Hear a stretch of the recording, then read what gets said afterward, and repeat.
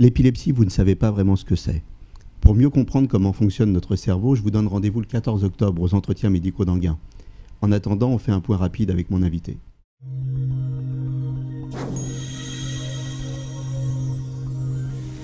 Alors nous sommes à la Fondation française pour la recherche sur l'épilepsie. Je suis avec Emmanuel Alono-Uberti. L'épilepsie, c'est la deuxième maladie neurologique après Alzheimer. Pourquoi on parle aussi peu de l'épilepsie ? Effectivement, on parle très peu de l'épilepsie, même si ça touche 600 000 personnes. Probablement parce que c'est une maladie qui reste taboue, qui est très méconnue et qui a aussi tellement de formes multiples qu'on ne sait pas très bien par quel bout la prendre. Et le fait qu'il y ait à la fois des gens bien contrôlés par les traitements et des gens qui ont des formes très graves justifie probablement, mais je n'ai pas la réponse exacte, qu'on en parle peu. Alors vous avez évoqué le chiffre de 600 000, on va revenir en détail sur les chiffres. Alors il y a 150 000 personnes qui sont résistantes à tout traitement aujourd'hui. Oui, à peu près, entre 150 et 170 probablement. En fait, l'épilepsie peut être traitée, les manifestations de l'épilepsie peuvent être traitées.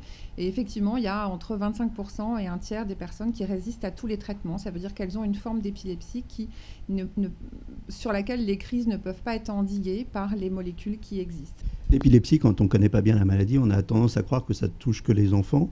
Or, en fait, sur les 600 000, il y a 100 000 enfants qui sont concernés. Oui, 100 000 enfants. Et en fait, pour répondre sur le nombre global, en fait, c'est une maladie qui apparaît en général avant 20 ans et après 60 ans, pour différentes raisons. Et encore une fois, je crois que c'est un point qu'il faut retenir, c'est une maladie. Il y a 80 formes différentes d'épilepsie avec plein de manifestations différentes. D'où aussi cette difficulté à connaître la maladie, parce qu'on a souvent l'image de la crise généralisée, et en fait, il y a plein d'autres formes. Et sur ces 100 000 enfants, effectivement, c'est déjà beaucoup. Et un certain nombre ont des difficultés scolaires qu'on est en train d'essayer d'endiguer par un certain nombre d'actions qu'on mène avec l'éducation nationale. Donc l'épilepsie, ça peut se développer aussi à partir de 60 ans. Il y a 100 000 personnes au-dessus de 60 ans qui sont concernées par l'épilepsie. Ça pose des problèmes de dépendance. Oui, ça pose des problèmes de dépendance, entre autres. En fait, les raisons de l'épilepsie ne sont pas les mêmes à ce moment-là. C'est-à-dire que l'apparition de l'épilepsie après 60 ans est plus liée en général à des lésions et donc à d'autres maladies. Donc ça pose des problèmes de multitraitement, de multi-prise en charge de la maladie. Et donc, bien sûr, comme toute maladie chronique avec des manifestations qui peuvent être handicapantes, ça pose évidemment des problèmes de dépendance chez ces personnes. On a parlé des enfants, on a parlé des personnes plus âgées. Entre les deux, il y a 300 000 adultes qui souffrent d'épilepsie. Alors donc, eux, ils ont développé la maladie avant 20 ans, c'est ça, mais ils sont résistants au traitement. Alors, ils ne sont pas tous résistants au traitement, les 300 000, puisqu'il y en a, on disait, entre 150 à 160 000 qui résistent à tous les traitements. En revanche, effectivement, chez ces adultes, pour certains, il y a des formes qui apparaissent vers 20 ans, vers 30 ans, et puis il y en a qui ont développé la maladie avant 20 ans. Dans tous les cas, on a plus de problèmes de pharmacorésistance, effectivement, chez les trentenaires, on va dire. Et puis après, ce sont des gens qui sont qui sont sur le marché du travail, donc qui sont plus confrontés aux difficultés si leur épilepsie n'est pas contrôlée, que peut poser cette épilepsie au quotidien. La vie de l'épileptique au quotidien, c'est quoi ? On parle, j'ai vu dans vos différentes publications, vous parlez de double crainte. D'abord, la vie de l'épileptique, justement, on ne peut pas la résumer, puisqu'il y a des patients épileptiques qui sont très bien contrôlés par les traitements, qui veulent réussir à avoir une vie normale, ce qui n'est pas forcément simple dès qu'ils disent leur maladie. Et puis, il y a ceux qui ne sont pas contrôlés par les traitements, dont on parlait tout à l'heure, pour lesquels la vie est encore plus compliquée, puisqu'eux, ils peuvent encore faire des crises. Donc, ils ont effectivement la peur de la crise et la peur de l'image de la maladie. Mais comme vous le disiez très justement, le point commun de tous les patients qui souffrent d'épilepsie, c'est est-ce que je peux parler de ma maladie et comment les gens vont vivre le fait que je parle de ma maladie. Sur les adultes, si je me souviens bien, il y en a un tiers qui sont en dehors du marché de l'emploi. Oui, à peu près. Alors, on n'a pas les chiffres les plus récents, mais ça doit être à peu près ça. Oui, avec cette question toujours qui se pose, c'est est-ce que, même si je suis bien contrôlée par les traitements, est-ce que si je dis que je souffre d'épilepsie alors que je suis bien contrôlée, quel est l'intérêt ? Est-ce que je ne vais pas être discriminée alors qu'en fait, je ne ferai jamais de crise ? Et inversement, si je ne le dis pas et qu'un jour, je fais une crise parce que j'ai un gros stress ou autre, ou parce que la maladie a évolué, est-ce que à ce moment-là, on ne pourra pas me le reprocher ? Donc, c'est compliqué. Et c'est d'autant plus compliqué, toujours pour les mêmes raisons, parce que c'est une maladie complexe et méconnue. Alors, moi, ce que j'entends de ce que vous me dites, c'est que c'est une maladie honteuse, quelque part. On a honte de le dire, non ? On a honte de le dire, oui. L'enquête que l'Institut Odoxa a réalisée pour la Fondation en octobre 2016, une enquête sur l'image de la maladie dans le grand public et qui montrait... voilà, les chiffres sont quand même impressionnants. Hein, 70% des personnes interrogées ne savaient pas que c'était une maladie neurologique et 72% étaient prêts à discriminer une personne épileptique. C'est une maladie qui fait peur. Donc, du coup, ça devient une maladie honteuse pour les gens qui en souffrent. J'ai été très marquée, je venais d'arriver à la Fondation, par le témoignage d'un adulte, justement, qui me disait « Mais le jour où j'ai dit mon épilepsie, j'ai vu l'horreur et la crainte dans les yeux de la personne à laquelle je parlais. » Et je ne crois pas qu'il y ait beaucoup de maladies encore aujourd'hui qui provoquent ça. Effectivement. Alors, quand vous avez édité une petite plaquette, hein, qu'est-ce qu'on doit faire en cas de crise d'épilepsie ?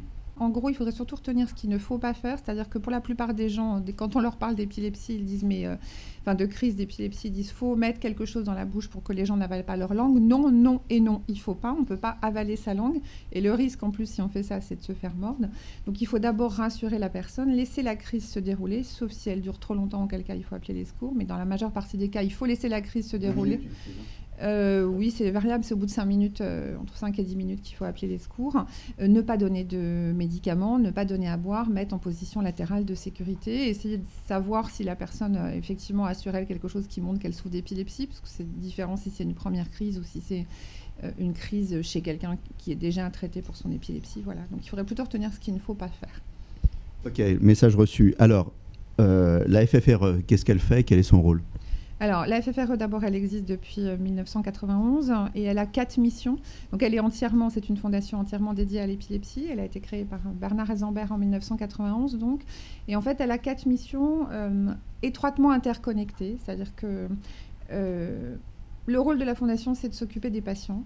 Et donc, pour s'occuper des patients, il y a ces 4 missions, c'est-à-dire que pouvoir répondre au quotidien aux questions qui nous sont posées, orienter vers les services d'épileptologie, donner des informations comme celles que vous avez pu consulter sur épilepsie et grossesse, épilepsie et permis de conduire, épilepsie et travail. Donc ça, c'est le volet accompagnement au quotidien.